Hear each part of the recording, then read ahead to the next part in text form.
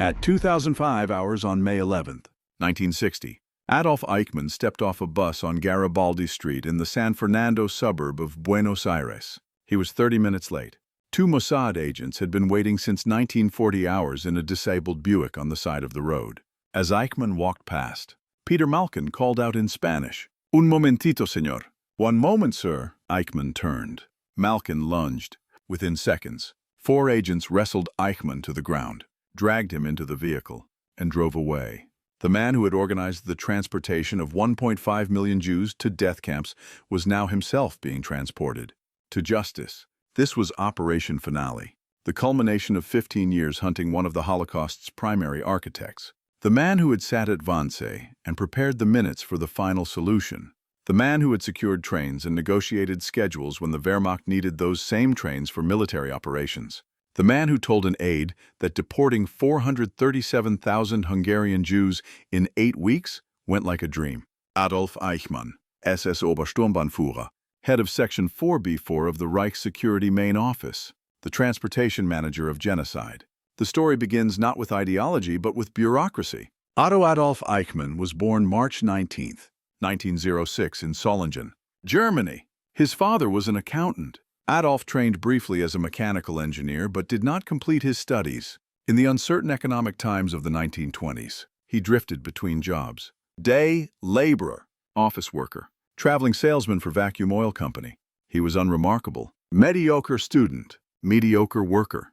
No particular talents, no strong political convictions. Just a young man struggling to establish himself during the Depression. In 1932, at the suggestion of an acquaintance named Ernst Kaltenbrunner, who would later become his superior, Eichmann joined the Austrian Nazi Party and the SS. This was opportunism, not ideological commitment. The Nazi Party offered structure, purpose, a path to advancement that his sales career never provided. In 1933, after the Austrian government suppressed the Austrian Nazis, Eichmann fled to Germany and joined the Austrian Legion, receiving military training. In 1934, with the rank of SS Scharführer, sergeant, he joined the Security Service main office. The SD? This was where Eichmann found his calling. Not combat, not politics, administration. He was assigned to SD Office 2112, which surveilled Jewish organizations. Eichmann worked in a section dealing with Zionist activities. He negotiated with Zionist functionaries. He read Jewish newspapers. He taught himself some Hebrew words. He made an inspection tour of Palestine in 1937. He became the office expert on Jewish affairs, not through scholarship, not through genuine interest, through bureaucratic specialization. Someone had to manage the files on Jewish organizations. Eichmann managed them. Therefore, he was the expert. The Anschluss, the annexation of Austria in March 1938, gave Eichmann his first major assignment. He was sent to Vienna to establish the Central Office for Jewish Emigration. The purpose was forced emigration. Jews would be stripped of their property, given exit visas that expired quickly, and expelled from German territory. Eichmann designed an assembly line process. Jews entered at one end. They progressed through multiple stations: documentation, property confiscation, citizenship revocation, exit visa. The entire process took less than 1 hour. It was efficient. It was brutal. It worked. Within months, thousands of Austrian Jews had been expelled. Eichmann was promoted. He established similar offices in Prague after the occupation of Czechoslovakia and in Berlin after the outbreak of war. By late 1939, Eichmann headed the Reich Central Office for Jewish Emigration. His mission was to make Germany and occupied territories Jew-free through deportation. The problem was destination. Where would millions of Jews go? Palestine was controlled by Britain, which restricted Jewish immigration. Other countries refused large-scale immigration. Eichmann needed a solution.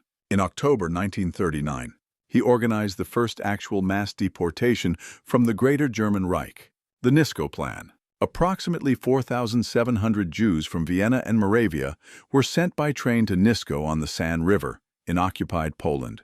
They were left in an open meadow with no water and minimal food. Barracks were planned but never built. Many deportees were driven into Soviet-occupied territory. Others were placed in labor camps. The operation was called off after a few weeks. Hitler decided the trains were needed for military purposes. The experiment demonstrated the logistics were possible. Transportation could be secured. Jews could be concentrated and moved in large numbers. The bureaucratic machinery worked. The Madagascar Plan followed in 1940. Eichmann spent months working on logistics for deporting 4 million European Jews to Madagascar, a French colony. He calculated shipping requirements, port facilities, transit camps. The plan assumed Germany would control Madagascar after defeating France. The plan was never implemented because Germany failed to defeat Britain and control the sea lanes necessary for the operation. But again, Eichmann demonstrated bureaucratic competence. He could plan large-scale population transfers down to the last detail. By March 1941, Eichmann became director of Reich Security Main Office, Section 4, B4, Jewish Affairs. From this position, he would coordinate the deportation of over 1.5 million Jews from across Europe to killing centers in occupied Poland and the Soviet Union.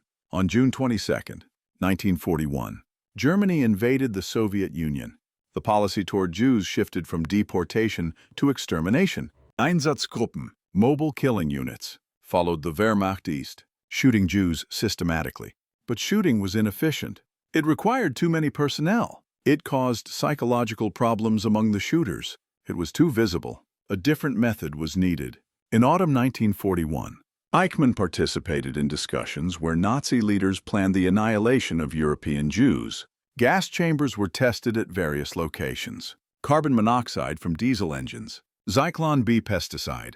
The experiments determined that Zyklon B was most efficient. Death occurred within 20 minutes. Large numbers could be processed. The bodies could be cremated.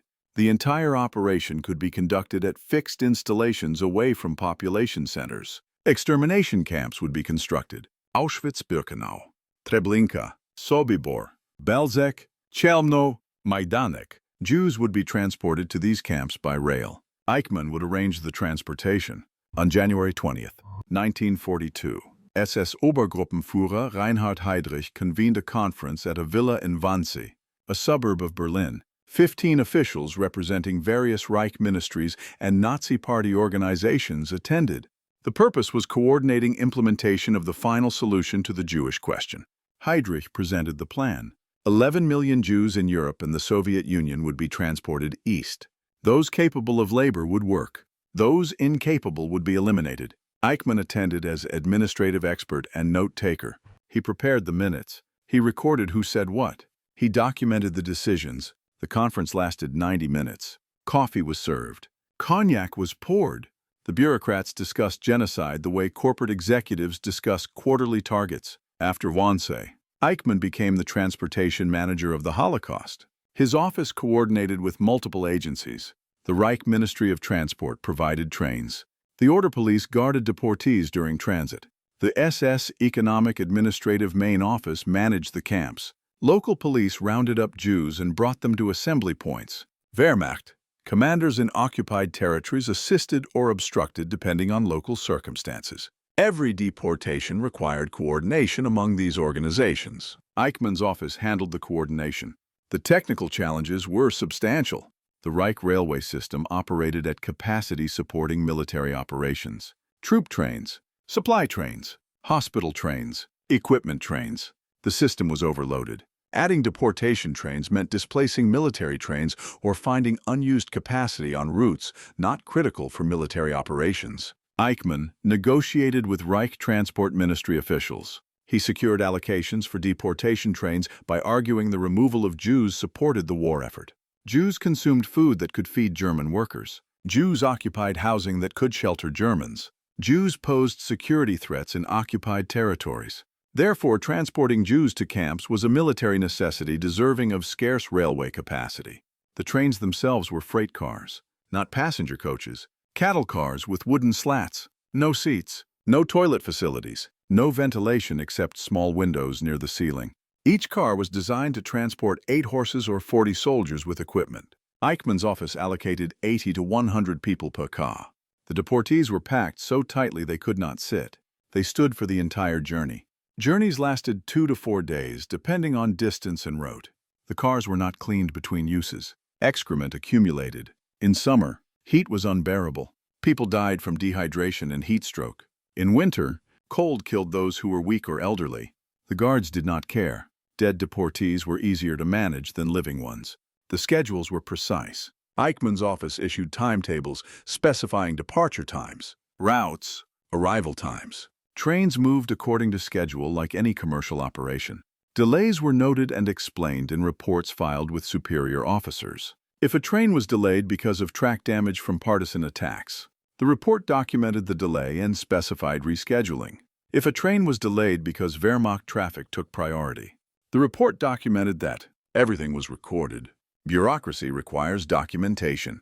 The Holocaust ran on paperwork. The deportations followed patterns. First, Jews in Germany and Austria, then Czechoslovakia, then Poland, then Western Europe, France, Belgium, Netherlands, then Southeastern Europe, Greece, Yugoslavia, then Italy after September 1943, when Germany occupied the country following Italy's armistice with the Allies. The deportations proceeded country by country, city by city, according to plans Eichmann's office prepared. Local SS commanders executed the plans. Eichmann's office provided logistical support and ensured trains were available when needed.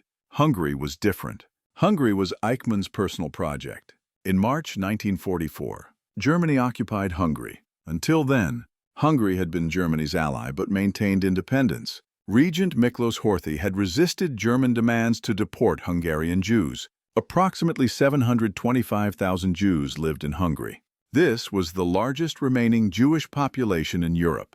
Adolf Hitler wanted them eliminated. Eichmann was sent to Budapest to personally direct operations. Eichmann arrived Budapest on March 19, 1944. He brought a commando unit, specialists who had managed deportations across Europe.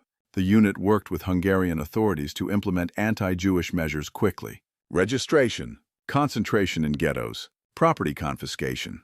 The measures followed the pattern established in other countries, but the speed was unprecedented. Eichmann pushed constantly for faster action. More Jews concentrated per day, more trains scheduled per week, more deportees per train. The operation had to be completed before the Soviet army reached Hungary.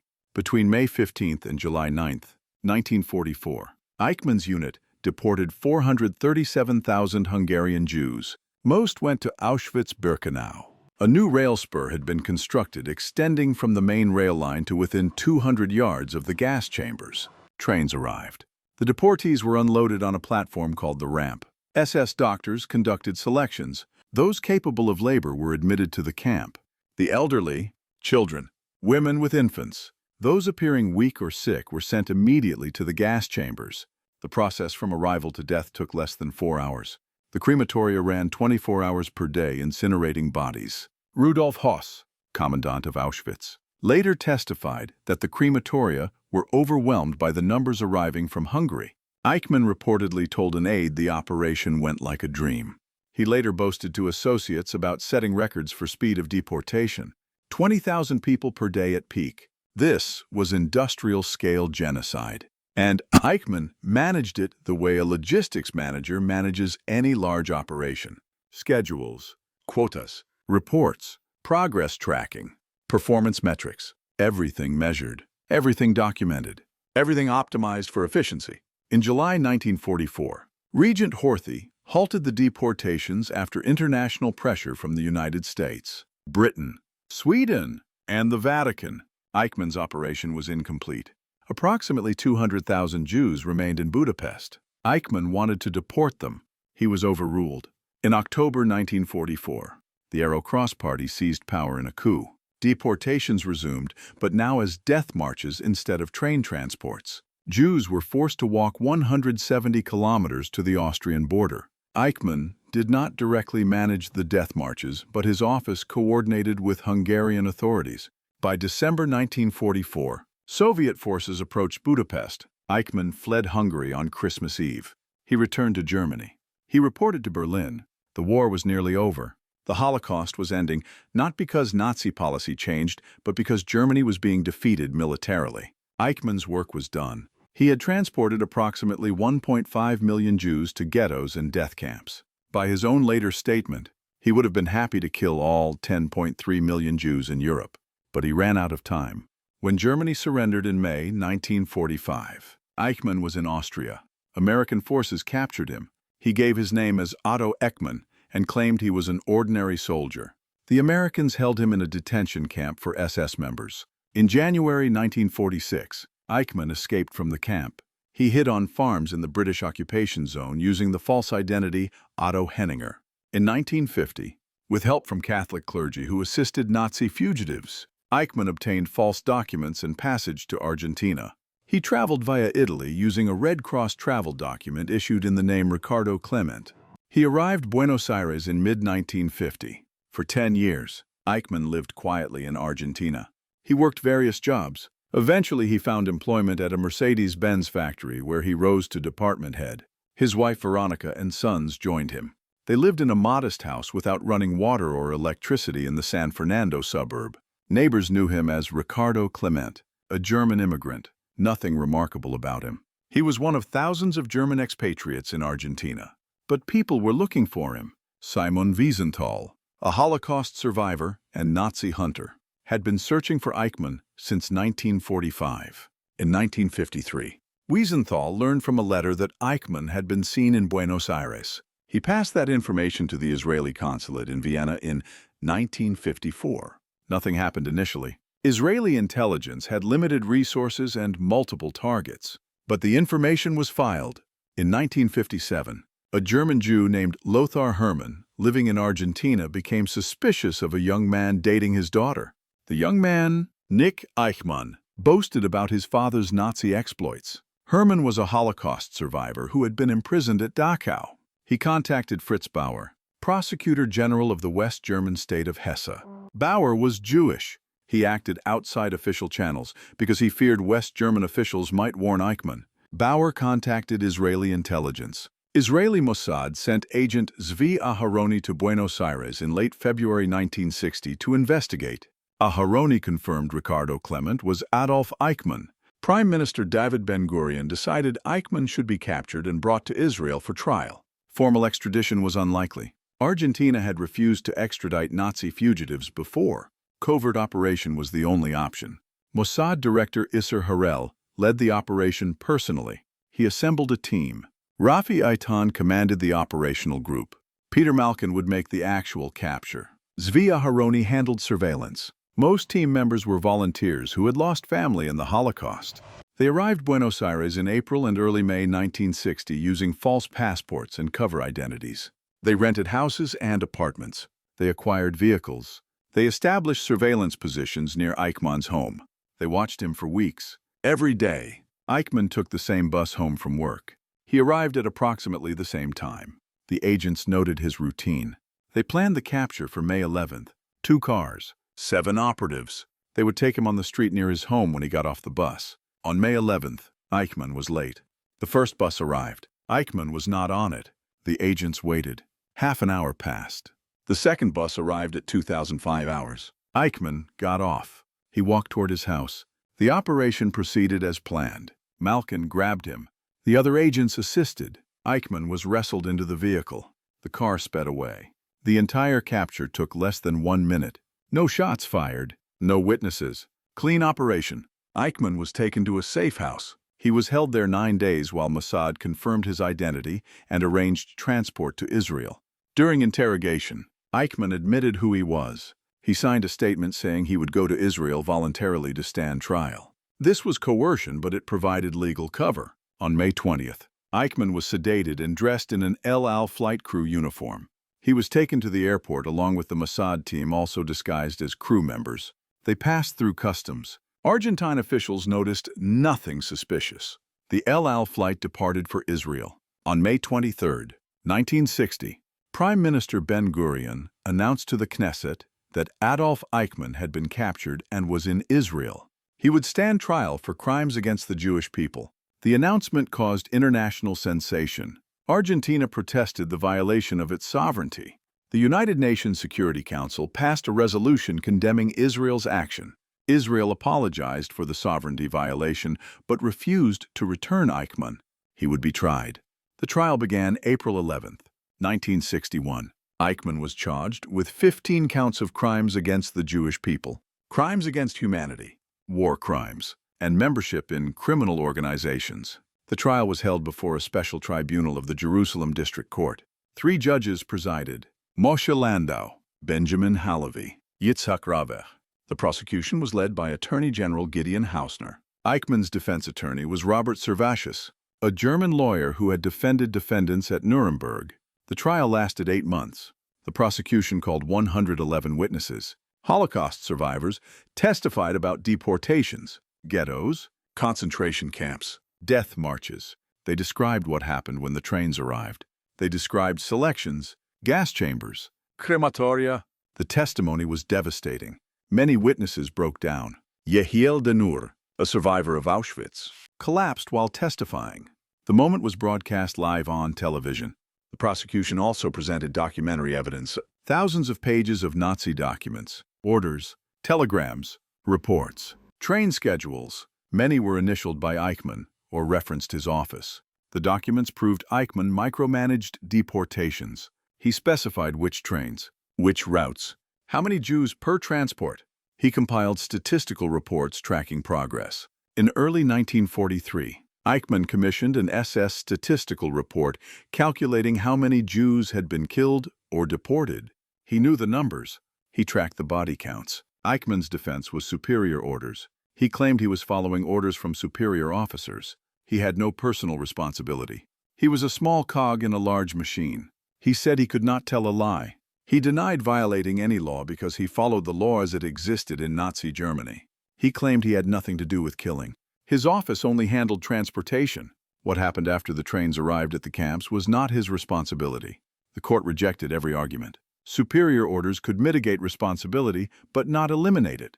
Eichmann had authority. He made decisions. He allocated resources. He solved logistical problems when deportations faced obstacles. He was not a passive clerk. He was an active manager who exercised initiative and judgment. The fact that he did not personally kill anyone was irrelevant. He knew the trains went to death camps. He visited Auschwitz multiple times. He observed the gas chambers and crematoria. He knew what his transportation work enabled. He was culpable. On December 15, 1961, the court found Eichmann guilty on all counts. He was sentenced to death, the only death sentence ever imposed by an Israeli court. Eichmann appealed. The Supreme Court of Israel upheld the conviction and sentence. President Yitzhak Ben-Zvi rejected clemency requests. On May 31, 1962, shortly after midnight, Adolf Eichmann was hanged at Ramla prison. His body was cremated. The ashes were scattered at sea outside Israeli territorial waters, so there would be no grave, no memorial, no place for neo-Nazis to honor him. The trial's significance extended beyond punishing one man. It was the first major trial focused specifically on the Holocaust. The Nuremberg trials had addressed Nazi crimes broadly, but spent limited time on the systematic murder of Jews. The Eichmann trial placed the Holocaust at the center. The testimony from survivors, broadcast internationally, educated the world about what had happened. People who had not understood the scale of the genocide learned. The phrase "final solution" became widely known. The bureaucratic nature of the Holocaust became clear. This was not random violence. This was systematic, planned, industrial murder implemented through normal bureaucratic processes. Hannah Arendt, the political philosopher who covered the trial for the New Yorker magazine, coined the phrase "banality of evil" to describe Eichmann. She argued he was not a monster or psychopath. He was ordinary, banal, a bureaucrat following orders, advancing his career, doing his job efficiently. The evil was not in Eichmann's character, but in the system that turned ordinary bureaucrats into mass murderers.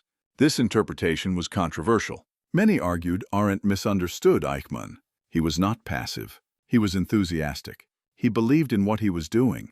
He took pride in his efficiency. He wanted to kill Jews. The banality was not in Eichmann, but in how easily normal bureaucratic processes could be turned to genocidal purposes. The documentary evidence supports both interpretations. Eichmann operated within bureaucratic structures. He followed procedures. He filed reports. He coordinated with other agencies. He solved logistical problems using standard management techniques, schedule conflicts, resource allocation, competing priorities. These were ordinary bureaucratic challenges. The fact that the result was genocide did not change the bureaucratic methods used. Eichmann was a logistics manager. His cargo was human beings. His destination was death camps. but his methods were standard business practice applied to murder. The trains are the clearest example. Deportation trains were scheduled like any freight operation. Departure time, route, arrival time, cargo. Jews, the Reich Transport Ministry billed the security police for the trains. 4 pfennigs per track kilometer per deporté. Children under 10 traveled half price. Children under 4 traveled free. Round-trip fares were not charged because the deportees would not return. The billing was handled through normal accounting procedures. Invoices were issued. Payments were processed. Ledgers were maintained. Everything documented. Everything filed. Standard business practice for transporting people to their deaths. The resource allocation decisions reveal similar bureaucratic logic. Eichmann needed trains. The Wehrmacht needed trains. There were not enough trains for both. Eichmann negotiated. He argued that removing Jews from occupied territories freed food supplies and housing for German troops. Therefore, deportations supported military operations. He offered to schedule trains when military demand was lower. He proposed using older, slower trains for deportations, so newer, faster trains remained available for military use. These were sensible management solutions to a resource allocation problem. The fact that the problem involved genocide was beside the point from a bureaucratic perspective. The problem was trains. The solution was scheduling and negotiation. This is what made Eichmann dangerous. Not fanaticism, not sadism, competence. He was good at logistics. He understood transportation networks. He could coordinate multiple organizations. He solved problems efficiently. He measured outcomes and tracked progress. These are valuable skills in any organization. Applied to genocide, they enabled industrial-scale murder that would have been impossible without competent management. The counterfactual is instructive. If Eichmann had been incompetent, the Holocaust would have been less efficient, trains would have been misrouted, deportations would have been delayed, coordination failures between organizations would have created gaps that Jews could exploit to escape. Poor record-keeping would have allowed some Jews to avoid identification. Inefficiency would have saved lives. But Eichmann was efficient. Therefore, more people died. The moral question is whether efficiency itself is morally neutral or whether efficiency in evil service is itself evil. Eichmann claimed moral neutrality. He was a technician. He provided a service. What others did with that service was not his responsibility. The court rejected this. Efficiency in genocide is not morally neutral. It is morally culpable. Eichmann knew what his work enabled. He chose to do it anyway. He is responsible for the consequences. The historical legacy of Eichmann is found in 2 areas. First, the trial established legal precedents for prosecuting crimes against humanity. The Israeli law under which Eichmann was charged, the Nazis and Nazi collaborators, punishment law of 1950, claimed universal jurisdiction. Israel argued it could prosecute Nazis for crimes committed against Jews anywhere because the crimes were so heinous they concerned all humanity. This was controversial. Argentina argued Israel had no jurisdiction over crimes committed in Europe before Israel existed. The court ruled that crimes against humanity transcended national boundaries. Any nation could prosecute them. This principle influenced later international criminal law, including the International Criminal Court. Second, the Eichmann case demonstrated how ordinary people participate in extraordinary evil. Eichmann was not uniquely evil. He was a mediocre man who found a career in genocide. He rose through bureaucratic ranks by being competent at logistics. His skills were transportable. He could have worked for any organization requiring transportation management. He chose to work for an organization implementing genocide. That choice made him a mass murderer regardless of his personal character or motivations. The lesson is applicable beyond the Holocaust. Any large-scale atrocity requires organization. Organization requires administrators. Administrators make choices about whether to participate. Eichmann made his choice. He participated willingly. He performed competently. He advanced his career. And he became responsible for 1.5 million deaths. That is the bureaucratic logic of genocide. Careers are built. Performance is rewarded. Metrics are tracked. And millions die because competent people do their jobs efficiently in service of mass murder. Adolf Eichmann was hanged in 1962. His ashes were scattered at sea. But the problems he exemplified remain. Bureaucracies still optimize efficiency. Organizations still reward competence. Careers still advance through performance. And the question remains whether ordinary people in ordinary organizations will recognize when their competence enables evil and refuse to participate. Eichmann did not refuse. That is his crime. That is his legacy.